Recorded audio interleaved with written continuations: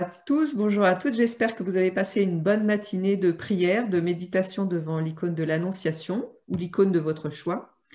J'espère que vous avez apprécié écouter l'hymne acatiste, un hymne à la Mère de Dieu, et que ça vous a ouvert une autre manière de prier les icônes. Pour cet après-midi, on se donne rendez-vous de nouveau dans notre oratoire pour découvrir l'icône de l'Annonciation. À tout de suite.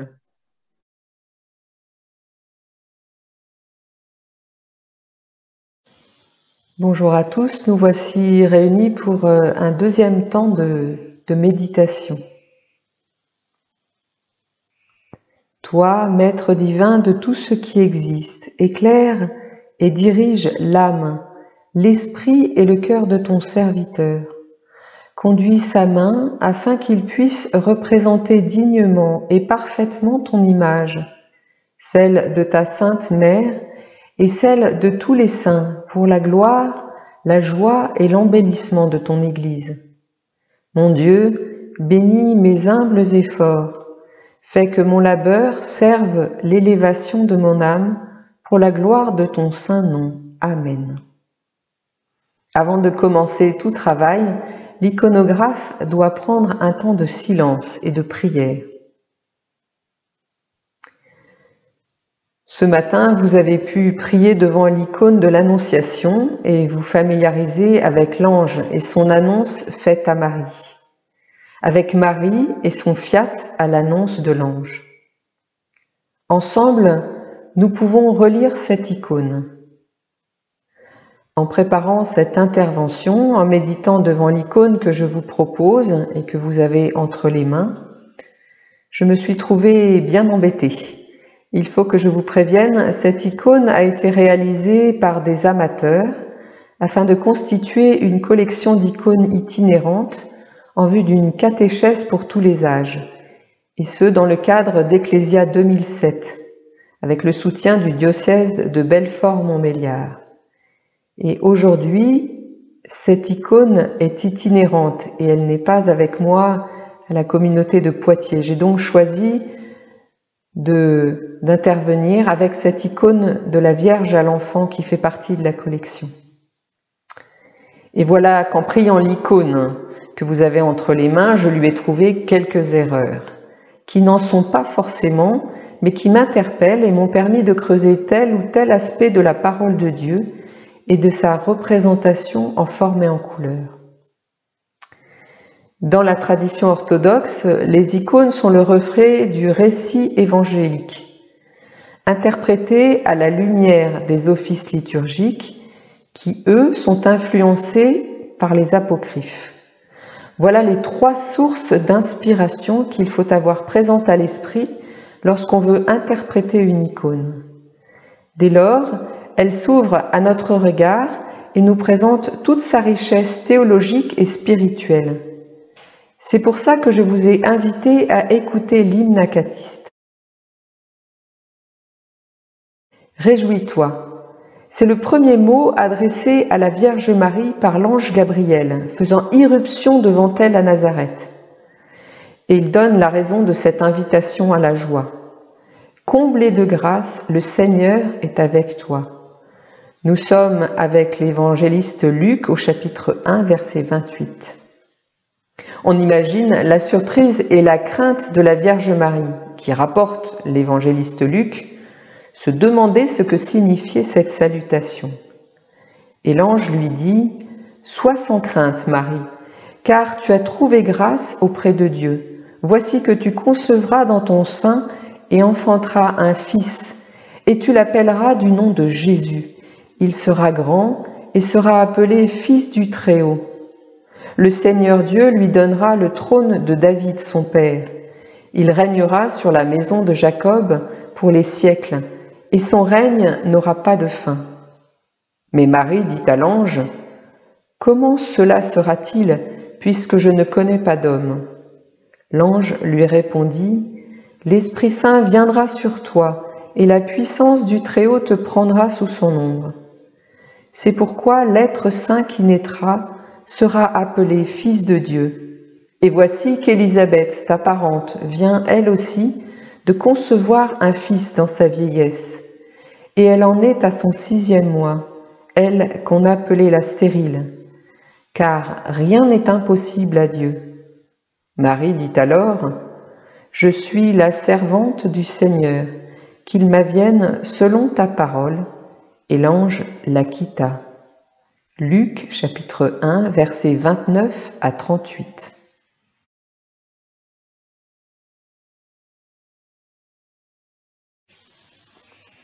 Dans l'icône de l'Annonciation, l'archange Gabriel se tient devant Marie.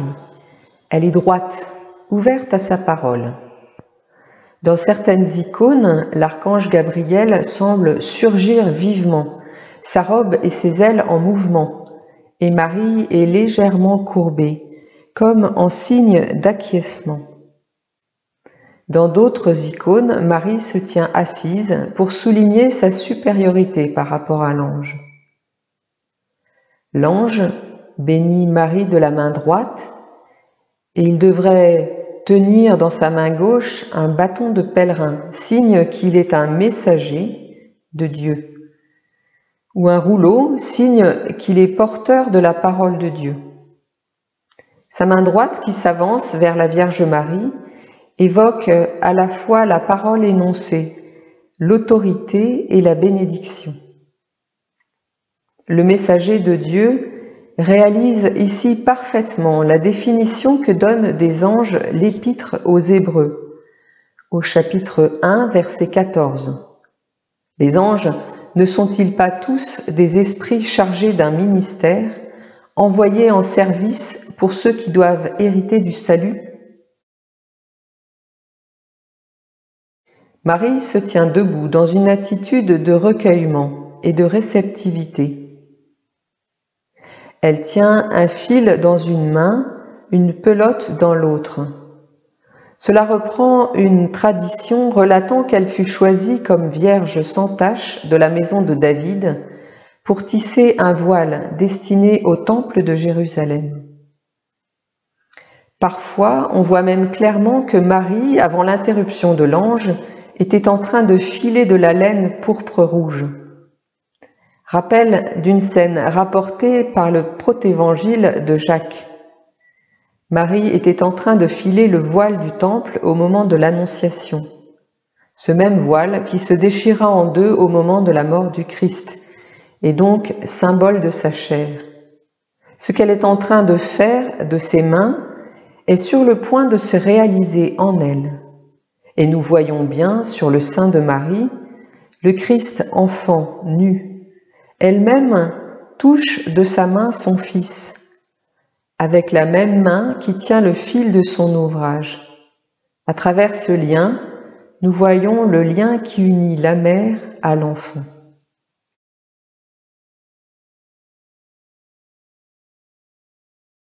Sur certaines icônes, derrière Marie, un siège fastueux qui se détache sur le temple à l'arrière-plan, comme pour suggérer son élection à concevoir le Très-Haut, élection confirmée par le rayon de lumière à 3 branches dirigé vers elle, symbole de la descente de l'Esprit Saint sur elle.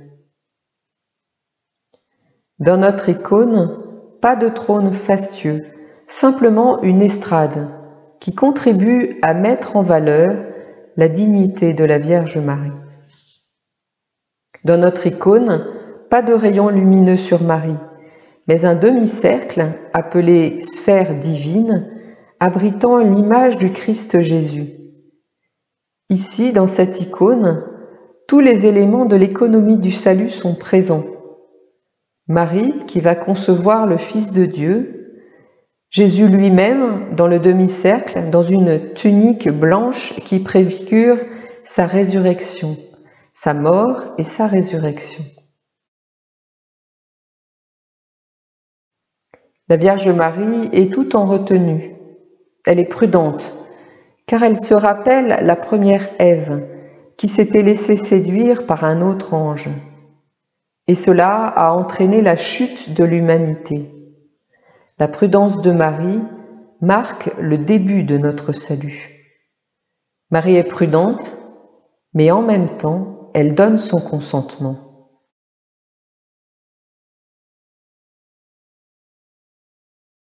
Sur notre icône, Marie porte la main à son cœur. Déjà, comme à la crèche plus tard, Marie retenait tous ces événements et les méditait dans son cœur. Luc 2, verset 19. Marie appuie la paume de sa main droite sur sa poitrine, geste d'acceptation, de soumission qui décide du destin du monde. Je suis la servante du Seigneur, qu'il m'advienne selon ta parole. Pour bien comprendre l'état psychologique de Marie, sur d'autres icônes, Marie a la tête légèrement inclinée, exprimant la réflexion. Elle tend la main vers l'ange dans sa direction, demandant une réponse aux doutes qui l'assaillent, et en même temps, inclinant la tête, elle exprime sa soumission. Marie est traditionnellement habillée d'une robe bleu foncé et d'un manteau rouge foncé.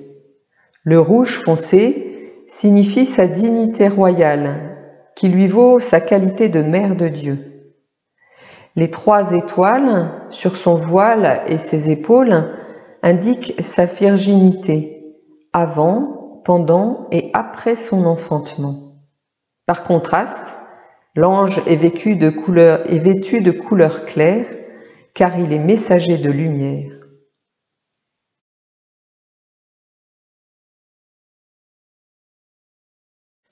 Dans notre icône, l'archange et la mère de Dieu ne se regardent pas.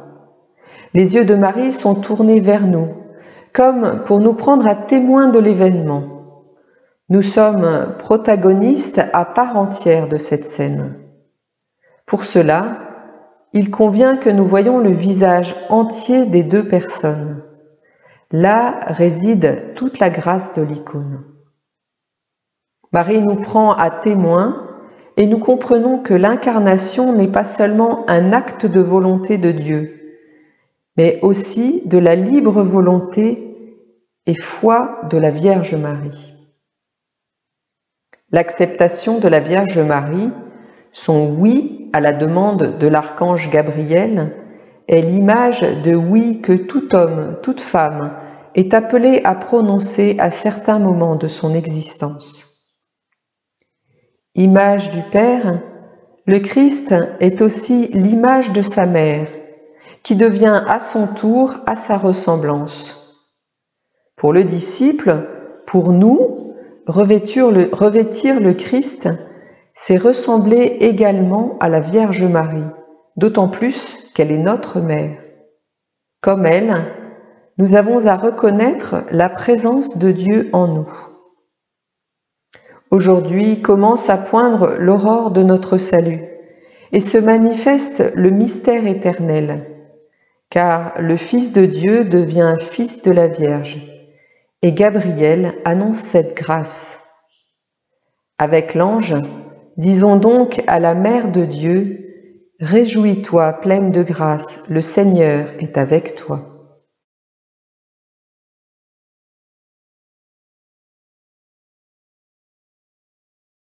Pour cet après-midi, je vous propose de poursuivre avec un temps de partage communautaire autour de la parole de Dieu et de votre méditation personnelle de ce matin. Bonne rencontre à chacune et bon temps d'Avent dans toutes vos communautés. Sœur Anne-Claire, vraiment pour tout ce que tu nous as apporté aujourd'hui et la manière dont tu nous as fait entrer dans le monde des icônes et dans celle de l'Annonciation. Nous allons maintenant pouvoir partager en communauté ou en tout petit groupe sur ce que cette icône nous dit, nous apporte. On va pouvoir entrer avec la feuille de prière que tu nous as préparée. Merci encore et puis bientôt. Oui, merci beaucoup. Bonne prière à toutes, bonne prière à tous avec ce temps communautaire. Et puis, ce que je vous propose, c'est que quand le confinement sera fini, peut-être un jour on puisse se retrouver autour des icônes comme on l'avait déjà fait le 1er février pour la fête de la vie consacrée, pour qu'on puisse voir les icônes en vrai. Et puis, j'espère que vous aurez pris autant de plaisir à regarder ces vidéos, à prier ensemble que moi, j'en ai pris à préparer ce temps-là. Bonne rencontre à chacun et puis à bientôt. Prenez bien soin de vous et bonne prière. Au revoir.